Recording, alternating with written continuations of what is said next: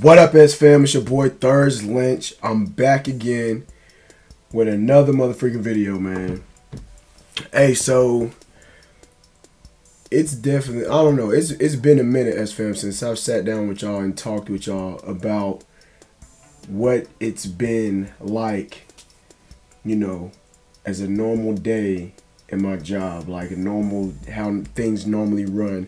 Or, you know what I'm saying, just giving y'all updates on what's going on in drill sergeant world, right? So, I don't know, man. I've been thinking for a little bit today about what's been going on for the past week. Y'all know that a few weeks ago, I got sick. First sergeant told me to go get scanned, and when I did, they immediately put me on isolation. So I had some time to, you know, sit at home, spend time with the family, spend some time with myself, and, you know, just really unwind and do a lot of things that I love to do. I don't know, man. I got back to work.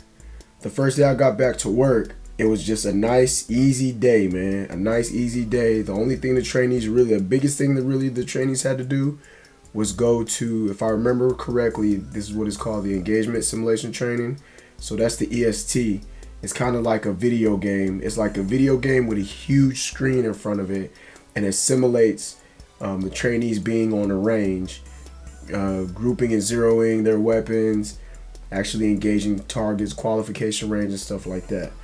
We took them to that, which I always love, especially when we go. There's two different buildings, and the one specific building we go to, I love because I can look right across the street. In my old basic training unit, my basic training unit, when I went to basic, is right there across the street. So that's something that I love. The EST is like familiarizing yourself with your weapon or whatever optics or whatever you have on your weapon before you actually go to fire your weapon with live rounds. So we took them to the EST so that they can get familiar with their CCOs and stuff like that, right?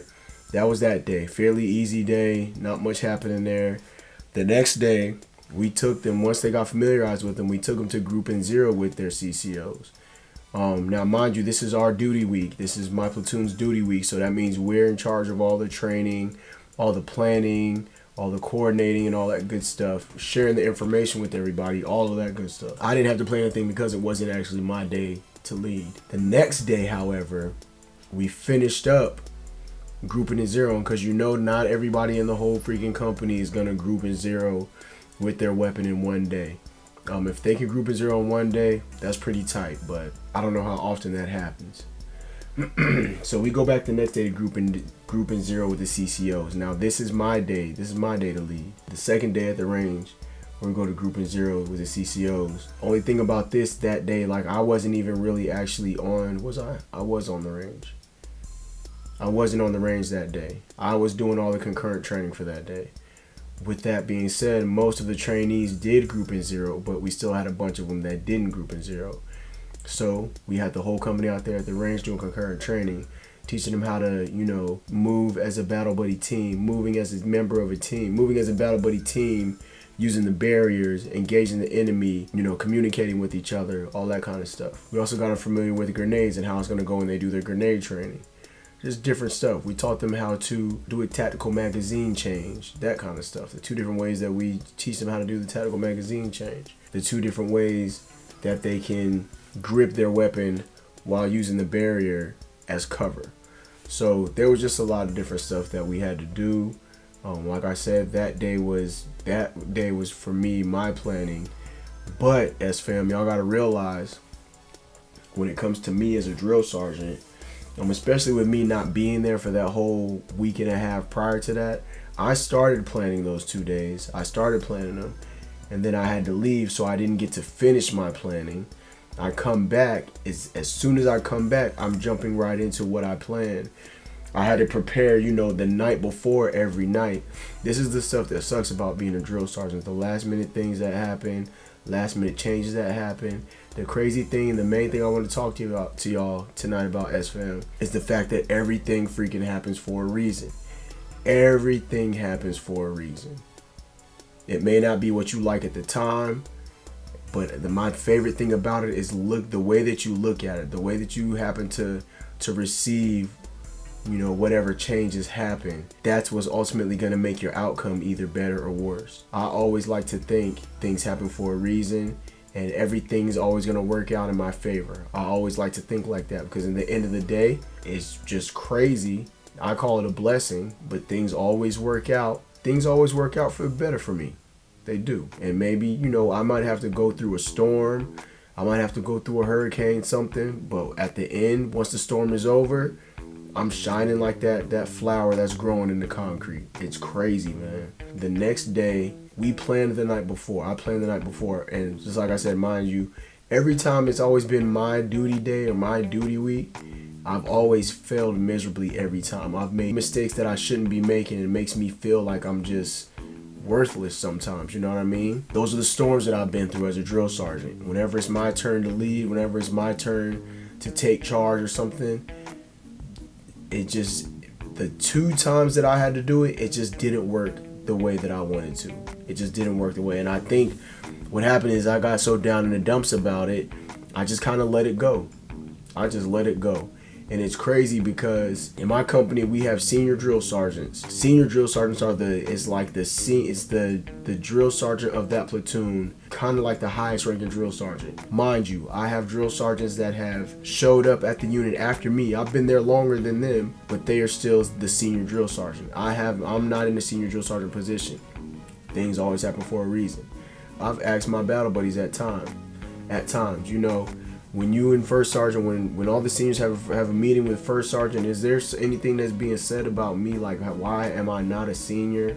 And how come it's not, I haven't been chosen to have a duty week and stuff like that? Some people say, watch what you wish for because you just might get it. Now, I've never wished that I was a senior drill sergeant just because that leadership position is not really a quote unquote, that is what it is. It's a leadership position as a drill sergeant. Every time I see it from the outside looking in, it's always stressful. It always looks so tough.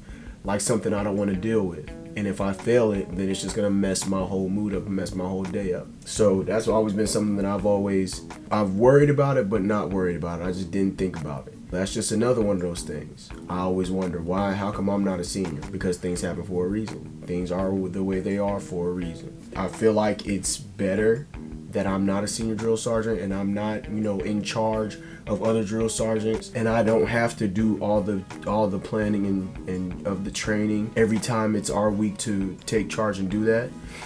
I don't know. A part of me feels like I'm just not ready for that position of duty yet. You know what I mean? But that's not to say that I'm not good at other things. I'm good at pushing trainees. There's a lot of things that I'm good at teaching. I'm passionate about what I teach, especially when I understand it. I'm more confident. You can see the confidence in me when I know what I'm talking about. Confidence comes from knowledge. And when I have knowledge of what I'm doing, I'm confident because I know that I'm teaching it the right way. So that's a good thing. But the planning and the training for today, the night before, me and senior were sitting down talking about it, and we were like, okay, we're going to be at this range. We're going to be at this specific range. You remember this range has this area, and this area. It looks like this here and here and here. And I'm like, oh yeah, I remember that range. So we planned to have everything we wanted to plan at that range a specific way. Get there that same morning. This morning we got there, figured out the range that we're going to is not the actual range that we talked about last night. So she tried to help me understand, you remember this range? This is the range. You remember this one where this happened and these classrooms are here and this and this and this? And at first I didn't remember. And then I started remembering, oh yeah. We were thinking it was gonna be hot. We planned for it to be hot. Another battle buddy comes up. Here, look at the weather. Raining, which it rained out there. It was thunderstorms, lightning. We had a whole bunch of stuff we had to do. So we planned on having the classrooms for heat mitigation. Come to find out, once we get out there at the range, the classrooms don't have any AC, so we can't use them for heat mitigation. So there was 2 other areas at the range that we said, okay, look, we can put them here, we can put them here, and we could put the misting machines outside to help blow that cool, that cool air with a little bit of water in it. Didn't even end up using those because the power source that we could use for one area, we'd have to stretch an extension cord from one place to another. I didn't want to do that knowing that there's going to be vehicles coming in over the extension cord and stuff like that. The other spot we were going to be able to use, we had to have a generator because there was no power source for it, but the generator had to be run a certain way that I don't know. We didn't even use it. We didn't even freaking use it. One monkey wrench that got thrown in our plans right there. The rain had messed us up. We didn't expect the rain and the thunder and lightning to happen. When you're out there with those weapons and they're metal, you know what I'm saying? You don't want to be holding those weapons and the thunder and lightning. Boom. So we had to shut down training in the middle of the day for about an hour, something like that, an hour and a half, until the thunderstorm, the lightning and thunder went away.